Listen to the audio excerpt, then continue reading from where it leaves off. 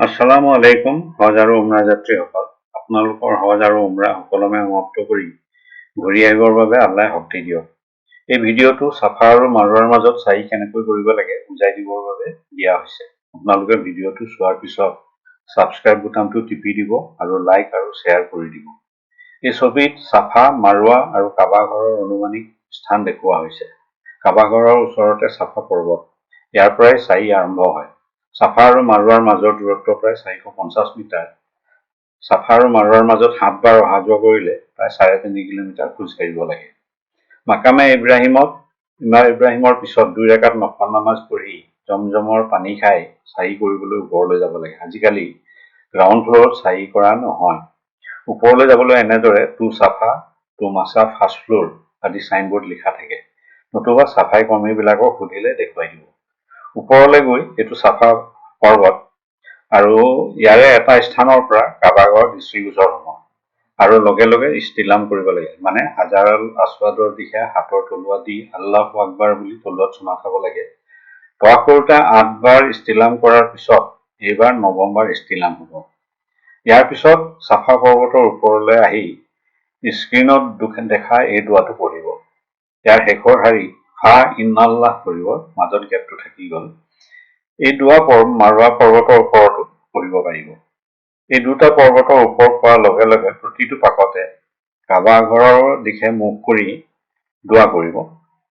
এই কাৰণে এই দুটা স্থানত দোৱা কবুল হয় বুলি হদিছ আছে। আৰু তাৰপিছতে এই দোৱাটো পঢ়াৰ পিছতে চাফা পৰ্বতৰ পৰা লাহেকে তললৈ নামি যাব ওখ অঞ্চলৰ পৰা আৰু এয়া মাৰোৱাৰ দিশত গতি আৰম্ভ কৰিব। আৰু চাফাৰ পৰা মাৰোৱালৈ গৈ থাকোঁতে বা মাৰোৱাৰ পৰা চাফালৈ আহি থাকোঁতে মাজত পঢ়িবলগীয়া নিৰ্দিষ্ট দোৱা নাই। গতিকে নিজে যি মনত দোৱা নিজৰ মনত যি আছে তাকে পঢ়িব দোৱাটোৰ। আৰু এই দোৱাটো পঢ়িব পাৰে সুবহানাল্লাহ, আলহামদুলিল্লাহ, ওয়া লা ইলাহা ইল্লাল্লাহু ওয়া আল্লাহু আকবাৰ, লা হাওলা লা কুওয়াতা ইল্লা বিল্লাহ। চাফাৰ পৰা মাৰোৱালে আৰু মাৰোৱাৰ পৰা চাফালে দুইটা পথতে সেউজীয়া লাইটৰ এই অঞ্চল এটা পোৱা যাব। আৰু এই সেউজীয়া লাইটৰ অঞ্চলটো পুৰুষসকলে দৌৰি পাৰ হ'ব লাগে। আৰু এই অঞ্চলটোৰ আৰম্ভণিতে পুৰুষসকলে দৌৰিব আৰু শেষ হোৱাৰ লগে লগে মানে আকৌ নৰ্মেল অৱস্থাত খোজকাঢ়িব। যিসকল বয়সস্থ বা অসুখীয়া মানুহ তেওঁলোকে দৌৰাত অসুবিধা হ'লে নদৌৰিলেও হ'ব। আৰু কম বয়সৰ লোকসকলে যিসকলে দৌৰে, মহিলাৰ লগত থকা অৱস্থাটো দৌৰে, তেওঁলোকে গ্ৰীণ লাইটৰ এৰিয়াটো শেষ হোৱাৰ লগে লগে মহিলাসকলৰ লগ ধৰি ল'ব, অকণমান লগ ধৰি ল'ব, নহ'লে দুইজন হেৰাই যাব পাৰে, ইজনে সিজনৰ লগ হেৰাই যাব পাৰে, কাৰণ হজৰ সময়ত যথেষ্ট ভিৰ হয়। আৰু এই সেউজীয়া অঞ্চলটো শেষ হোৱাৰ পিছতে মাৰোৱা পৰ্বতটো পাবগৈ। আৰু এইটো হ'ল মাৰোৱা পৰ্বত। মাৰোৱা পৰ্বতৰ ওপৰত বহুতে ফটো লোৱাত ব্যস্ত থাকে, কিন্তু ইয়াতে আপোনালোকে দোৱা দৌৰ পঢ়িব আৰু কাবা ঘৰৰ দিশে মুখ কৰি দোৱা কৰিব আৰু দোৱা কৰাৰ পিছতে পুনৰ চাফাৰ দিশে গতি আৰম্ভ কৰিব। আৰু এই ভিডিঅ'টো লোৱা হৈছে এইসকল মানুহ মাৰোৱাৰ পৰা চাফাৰ দিশত আহি আছে আৰু চাফাৰ পৰা মাৰোৱাৰ দিশত গৈ থাকোঁতে এই ভিডিঅ'টো লোৱা হৈছে। এইখিনি মানুহ মাৰোৱাৰ পৰা চাফাৰ দিশত আহি আছে আৰু মাৰোৱাৰ পৰা চাফাৰ দিশত আহি থাকোঁতেও এই যিটো গ্ৰীণ লাইটৰ এৰিয়া তাৰ নিয়মটো একেই। এইখিনিতে দুটা কথা মন কৰিবলগীয়া, তৱাফ আৰু চাৰিৰ মাজত দুটামান পাৰ্থক্য আছে। তাৰে প্ৰথমটো হ'ল তৱাফ কৰোঁতে সম্পূৰ্ণ 7 পাকত বাউসীটো উলিয়াই ল'ব লাগে। ইয়াকে ইজদিবা বুলি কোৱা হয়। আৰু 7 পাক সম্পূৰ্ণ হোৱাৰ লগে লগে বাউসীটো ঢাকি ল'ব লাগে। কিন্তু চাৰি কৰোঁতে বাউসীটো ঢাকি ৰাখিব লাগে। ইয়াত কিছুমান মানুহে বাউসীটো ঢাকিবলৈ পাহৰি গ'ল, গতিকে তেওঁলোকে চাৰি কৰি আছে, কিন্তু চাৰি কৰোঁতে বাউসীটো উলিয়াই লোৱাৰ নিয়ম নাই। আৰু দ্বিতীয় পাৰ্থক্যটো হ'ল তৱাফ কৰোঁতে 4 পাক সম্পূৰ্ণ হোৱাৰ আগেয়ে যদি কেনেবাকৈ অজু ভাগি যায়, আৰম্ভৰ পৰা আৰম্ভ কৰিব লাগে, মানে প্ৰথমৰ 4 পাক এনেই যাব। কিন্তু চাৰিত তেনেকুৱা নহয়। চাৰিত যদি যি স্থানতে অজু ভাগি যায় সেই স্থানৰ পৰাই পুনৰ 4 আৰম্ভ কৰিব পাৰে। আমি ধৰি লওঁ 4 নম্বৰ পাক 3 বাৰ সম্পূৰ্ণ হোৱাৰ পিছত মাৰোৱাৰ পৰা চাফালৈ আহি থাকোঁতে অজু ভাগি গ'ল বা প্ৰস্ৰাৱ পায়খানা কৰিবলৈ যাবলগীয়া হ'ল, তেতিয়াহ'লে যি স্থানত ভাগিছে সেই স্থানৰ পৰা বাহিৰলৈ গৈ পেচাব পায়খানা কৰি অজু কৰি ঘূৰি আহিব পাৰে।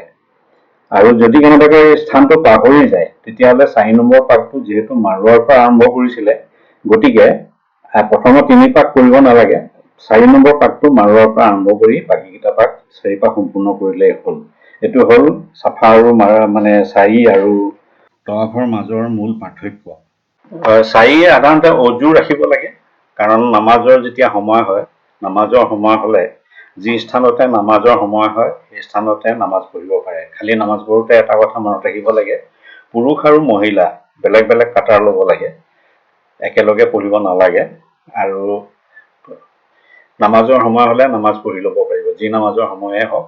আৰু যদি নামাজৰ সময় নহয়, চাৰি সম্পূৰ্ণ কৰিলেই হ'ল। চাৰি জেনেৰেলি মাৰোৱাত শেষ হ'ব, আৰু শেষ হোৱাৰ লগে লগে বাহিৰলৈ ওলাই গৈ পুৰুষসকলে চুলি খুৰাব লাগে, আৰু মহিলাসকলে চুলিৰ আগটো 1 ইঞ্চিমান কাটিব লাগে। আৰু ইয়াৰ পিছত উমৰা সম্পূৰ্ণ হ'ব আৰু এহৰামৰ বাধ্যবাধকতা নাথাকে। আৰু বাহিৰলৈ যাবৰ বাবে মাজে মাজে এক্সিট বুলি লিখা দৰ্জা আছে, এই দৰ্জাইদি ওলাই যাব পাৰে। আৰু চাফাৰ পৰা মাৰোৱালৈ যোৱা বাটত প্ৰায় মাজভাগত সোঁফালে বাহিৰলৈ যোৱা দৰ্জা আছে। মাৰোৱাত চাৰি শেষ কৰি চাফাৰ দিশত কাষেদি যদি ঘূৰি আহে ক্লক টাৱাৰৰ দিশত যোৱা দৰ্জা পাব, সেইখিনিতে বাহিৰলৈ ওলাই গৈ ক্লক টাৱাৰৰ ওচৰত চেলুনৰ মানুহবিলাক ৰৈ থাকে, তালৈ তেওঁলোকৰ লগত গৈ কম পইচাতে চুলি খুৰাব পাৰে। এয়া মাৰোৱা পৰ্বতৰ ওপৰত মানুহবিলাকে দোৱা কৰিছে, আৰু দোৱা কৰি ইয়াতে কিছুমানৰ চাৰি সম্পূৰ্ণ হ'ব। আৰু চাৰি শেষ কৰাৰ পিছত যদি পাৰে 2 ৰাকাত নফল নামাজ পঢ়িব, বা নতুবা ইয়াতে দোৱা কৰি বাহিৰলৈ ওলাই যাব, ওলাই গৈ উমৰা সম্পূৰ্ণ কৰিব। আৰু চাৰি কৰোঁতে কেইটামান বিশেষ মন কৰিবলগীয়া কথা পুনৰ সোঁৱৰাই দিছোঁ। চাৰি নিজে কৰিব লাগে, প্ৰয়োজন হ'লে হুইলচেয়াৰ লৈ ল'ব, আনৰ হাতত কৰালে নহ'ব। হজ আৰু উমৰাহৰ চাৰিৰ বাবে এহৰাম বাধ্যতামূলক। চাৰি সাধাৰণতে নিৰ্দিষ্ট সময়ত বা তৱাফৰ পিছত কৰিব লাগে, সকলে চাৰি কৰিবলৈ নহ'ব। চাৰিৰে আগে ইস্তিলাম কৰিব লাগে, দেহৰ অপবিত্ৰতা থাকিব নালাগে, বাউসী ঢাকি ৰাখিব লাগে, চাফা আৰু মাৰোৱা পৰ্বতৰ ওপৰত কাবাৰ দিশে মুখ কৰিব লাগে। এইকেইটা হ'ল বিশেষ মন কৰিবলগীয়া নিয়ম, আৰু এই সকলো নিয়ম সম্পূৰ্ণ কৰি চাৰি সম্পূৰ্ণ কৰিব।